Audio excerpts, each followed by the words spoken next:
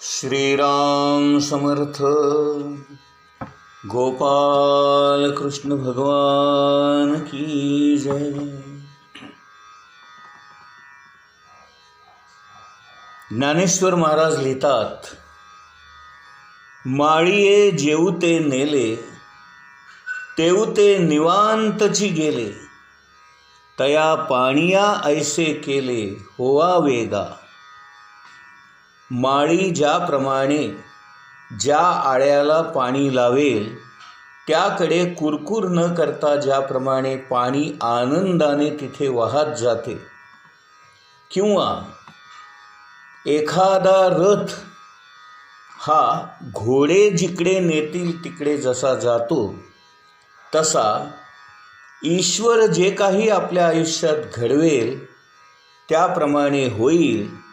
करता करविता तोच आहे या बुद्धीने, या भावनेने जे जे काही आपल्या वाट्याला प्राप्त होतं ती सर्व ईश्वराचीच इच्छा आहे असं समजून ईश्वराशी एकरूप होऊन त्याच्यामध्येच विलीन होऊन आपल्या वाट्याला आलेलं कर्म करत राहणं हाच मोठा कर्मयोग आहे. आणि भक्तीची ही उत्तम स्थिती आहे. म्हणून उत्तमातलं उत्तम कर्म म्हणजेच भक्ती. तुकाराम महाराज या स्थितीलाच थोर भक्ती असं म्हणतात.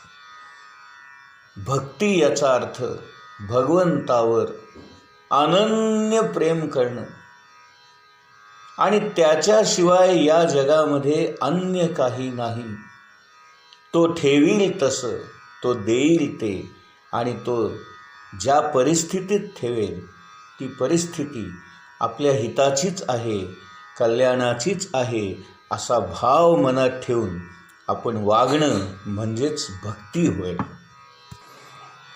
तुकाराम महाराजांचा प्रसिद्ध अभंग आहे आणि त्यांनी लिहिलेल्या या त्यांच्या गाथेमध्ये ते म्हणतात, हेची थोर भक्ती आवडे देवा, संकल्पावी माया संसाराची, ठेविले अनंते तैसेची राहावे, चित्ती असू द्यावे समाधान. इथे कर्म करणारा कर्ता म्हणजे आपण ब्रह्मस्वरूप झालो की संघाताकडून होणारं कार्य हे सारं ब्रह्मरूपच होतं. आता इथे संघात हा शब्द जो वापरला आहे, संघात म्हणजे आपलं शरीर, अवयवांचा समूह.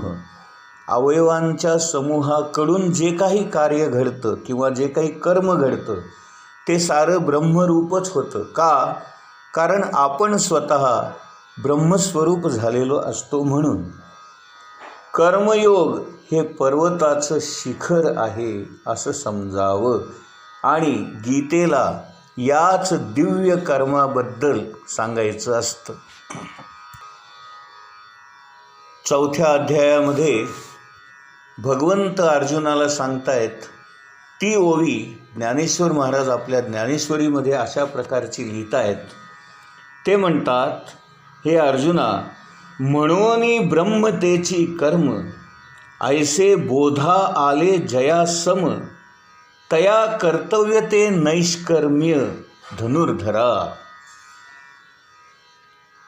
17व्या अध्यायामध्ये ओम तत्सत इति निर्देशो या श्लोकापासून ज्ञानेश्वर महाराजांनी त्यांच्या व्याख्यानाला जो आरंभ केला आहे त्याच्यामध्ये ते म्हणतात, ओम तत्सत या नामाचं सहाय्य घेऊन केलेल्या कर्माने कर्ता ब्रह्मरूप कसा होतो हे भगवंतांनी सांगितलं आहे असं ज्ञानेश्वर महाराजसुद्धा आपल्या ज्ञानेश्वरीमध्ये आग्रहाने नमूद करतात.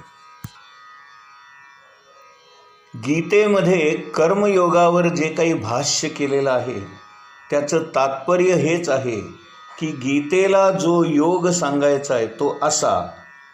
भगवान श्रीकृष्ण अर्जुनाला सांगतायत, योगः कर्मसु कौशलम, कर्तृत्व मद आणि फलाचा आस्वाद टाकून कर्म करणे याचा अर्थ कर्ता हा शेवटी ब्रह्मस्वरूप होऊन त्याच्या संघाताकडून कर्म आपोआप घडत राहणे हाच कर्मसन्यास होय. आणि गीतेमध्ये हाच कर्मसन्यास सांगितलेला आहे आणि हाच योग आपल्याला साधायचा आहे. आणि योग हा कर्मसु कौशलम, आपलं कर्म उत्तम प्रकारे कौशल्याने करणं हाच योग आहे असं भगवान श्रीकृष्ण अर्जुनाला सांगताय. आपल्या वाट्याला आलेलं कर्म उत्तमात उत्तम करणं, आनंदाने करणं, मनापासून करणं, लक्षपूर्वक करणं हाच कर्मसन्यास होय. आणि ज्ञानेश्वर महाराजांना हा संन्यास अपेक्षित आहे. संन्यास याचा अर्थ घरदार सोडून, भगवी वस्त्र सोडून रानात जाऊन राहणं हा संन्यास त्यांना मान्य नाही. त्यांना उत्तम कर्म करून भगवंताला स्मरून त्याच्या नामामध्ये, त्याच्या स्मरणामध्ये कर्म करत राहणं हा संन्यास त्यांना अपेक्षित आहे. ज्ञानेश्वर महाराज एका ठिकाणी ते स्पष्टपणे म्हणतात, ज्याला आपला प्रपंचच करणं नीटपणाने जमत नाही तो परमार्थ काय करणार आणि अध्यात्म मार्गामध्ये काय प्रगती करणार. ज्याला स्वधर्माचं आचरण करता येत नाही, ज्याला उत्तम कर्म करता येत नाही, त्याला संन्यास घेऊन तरी काय लाभ होणार. आणि ज्याने मनापासून त्याग कधीच केला नाही त्याला वरवरचा त्याग करून काय बरे साधणार. ज्याच्या मनातल्या वासना अजून शिल्लक आहेत आणि वरवर जर त्याने संन्यासाची भगवी वस्त्रे घातली आणि मनामध्ये जर कामविकार त्याला त्रास देत असेल तर हा संन्यास घेऊन उपयोग काय. कारण त्याच्या मनातले विषय वासना गेलेल्या नाहीत आणि म्हणून तो विकारग्रस्त आहे. असा विकारी माणूस कितीही संन्यासाचं ढोंग करत असला तरी तो संन्यासी होऊ शकत नाही. त्यापेक्षा संसार करणारा माणूस आपला प्रपंच उत्तम करत असेल आणि आपल्या वाट्याला आलेलं काम उत्तम प्रकारे करत असेल तर तो खरा संन्यासी समजावा असं ज्ञानेश्वर महाराजांनी स्पष्ट शब्दात म्हटलेलं आहे. ज्ञानेश्वर महाराजांनी पसायदानामध्ये स्पष्ट म्हटलेलं आहे, दृष्टादृष्ट विजये हो आवे जी. म्हणजे दृष्ट आणि अदृष्ट अशा दोन्ही लोकामध्ये म्हणजे इहलोकामध्ये आणि परलोकामध्ये विजय प्राप्त करावा, म्हणजेच आपल्या विषय आणि वासनांवर विजय प्राप्त करावा, निर्विकार व्हावं आणि खऱ्या अर्थाने संन्यासी व्हावं असं त्यांचं स्पष्ट मत आहे. कर्ममार्ग हा या लोकामध्ये अभ्युदय घडवून आणणारा आणि परलोकामध्ये उत्तम गती प्राप्त करून देणारा आणि अंतिमतः भगवंताची प्राप्ती करून देणारा असा असल्यामुळे कोणत्याही पुरुषाने कर्म सोडू नये, कर्म टाकू नये, कर्मसन्यास घेऊ नये असं ज्ञानेश्वर महाराजांचं स्पष्ट सांगणं आहे.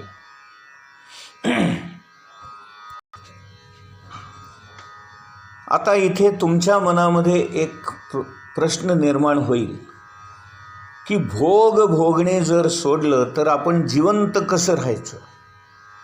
हा एक नक्कीच तुमच्या मनामध्ये प्रश्न निर्माण होईल.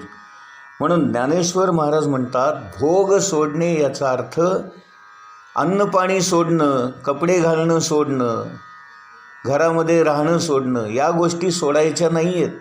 त्या तर कराव्याच लागणार आहेत. कारण आपला देह चालू राहिला तर या सगळ्या गोष्टी अध्यात्म परमार्थ आपल्याला करता येणार आहे.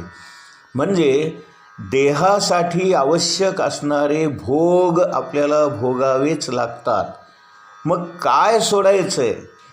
त्या भोगांविषयी असणारी आपली जी लिप्तता आहे ती सोडायची.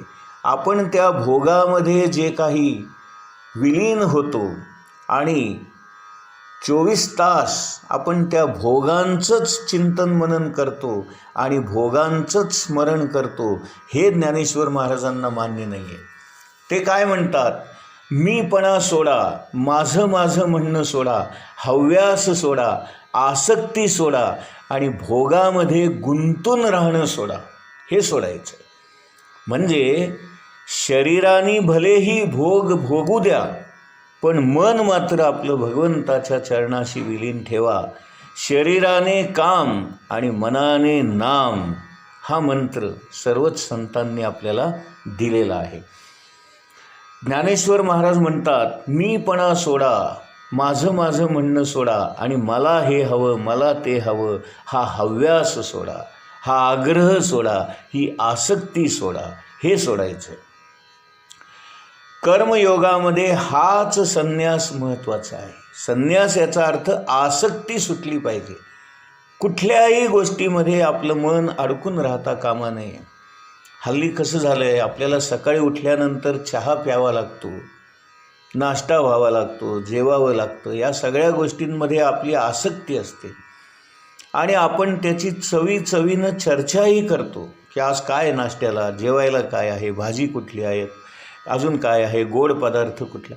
म्हणजे आपण त्या भोगांमध्ये आसक्त असतो आणि सतत त्याचं चिंतन करत असतो. ज्ञानेश्वर महाराजांना ते सोडायचं आहे. ते म्हणतात, भोग भले भोगेनात का, पण त्याच्याबद्दलची आसक्ती सोडा, त्याच्याबद्दलच्या अपेक्षा सोडा आणि असलं तर असू द्या, नसलं तर नसू द्या, इतकं आपलं मन निर्विकार झालं पाहिजे. अमुक एक गोष्ट हवी म्हणून अट्टाहास नको. मिळाला चहा प्यायचा, नाही म्हणायचं नाही, पण चहाच हवा म्हणून हटून बसायचं नाही, आग्रह धरायचा नाही. जेवायला मिळालं 2 घास खायचे, पोट भरण्या इतकं जेवायचं नाही का. 2 प्रकारची माणसं असतात. काही माणसं जगण्यापुरतं खातात आणि काही माणसं खाण्यासाठी जगतात. आणि खाण्यासाठी जी माणसं जगतात ती दिवसभर त्या खाण्यापिण्याचाच चर्चा करत असतात. म्हणून महाराज काय म्हणतात की खाण्यापुरतं आपण, देह टिकवण्यापुरतं, जगण्यापुरतं आपण खाल्लं पाहिजे, पण खाण्यासाठी जगायला नको आहे. अशा प्रकारची आपली आसक्ती जर संपली, आपल्या अपेक्षा जर संपल्या आणि एखादी गोष्ट मिळाली नाही म्हणून आपल्या मनाला वाटणारी रुखरुख जर थांबली, तर तो खऱ्या अर्थाने संन्यास ठरतो. म्हणून कर्मयोग, कर्म करत राहणं, भोग भोगत राहणं, हाच मुळी संन्यास आहे. का? कारण ते आपल्या वाट्याला आलेलं आहे. आपल्या वाट्याला आलेली गोष्ट आपण टाळू शकत नाही. आज माझ्या नशिबामध्ये मोटारीने हिंडावं असा जर भोग भगवंतानी दिला असेल, तर माझ्या दारामध्ये मोटार येऊन आपोआप उभी राहील. कोणाची येईल, काय येईल, कशी येईल माहीत नाही, पण येईल. आणि आल्यानंतर त्या मोटारीत बसून जाणं हे माझं कर्तव्य ठरतं. आणि मोटारीत बसण्याचं कर्म करणं म्हणजेच संन्यास आहे. उलट मी मोटारीत बसणारच नाही, मी संन्यासी आहे, मी पायी चालत जाईन, असं म्हणणं मूर्खपणाचं ठरेल. ज्ञानेश्वर महाराजांना काय म्हणायचं आहे, आपल्या वाट्याला भगवंतानी आज जे काही भोग दिलेले आहेत ते भोगत भोगत आपल्या वाट्याला आलेलं कर्म करत राहणं हाच संन्यास आहे.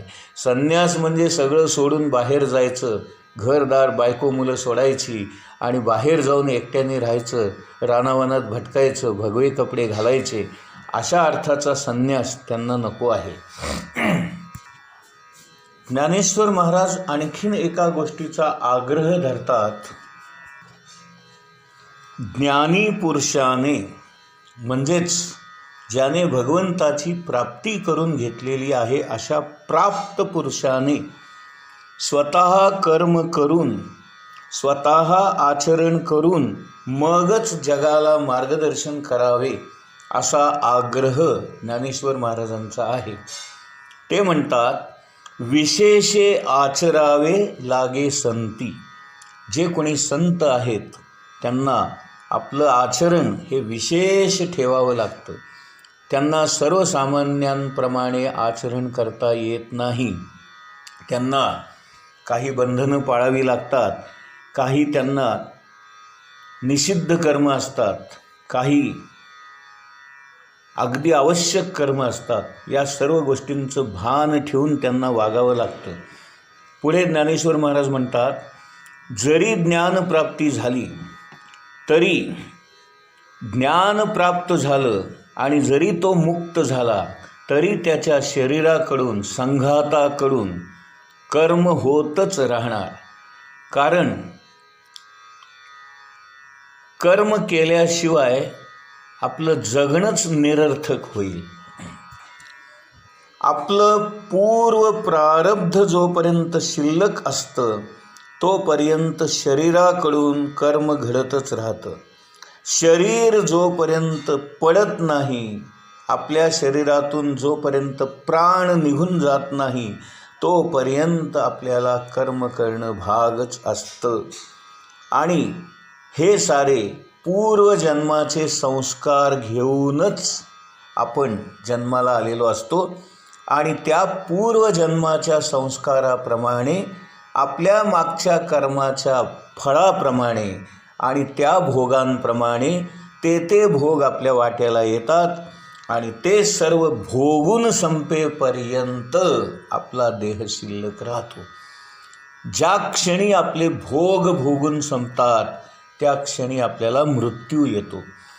म्हणून मृत्यूपर्यंत आपल्याला कर्म करत राहावं लागतं आणि भोगही भोगावे लागतात.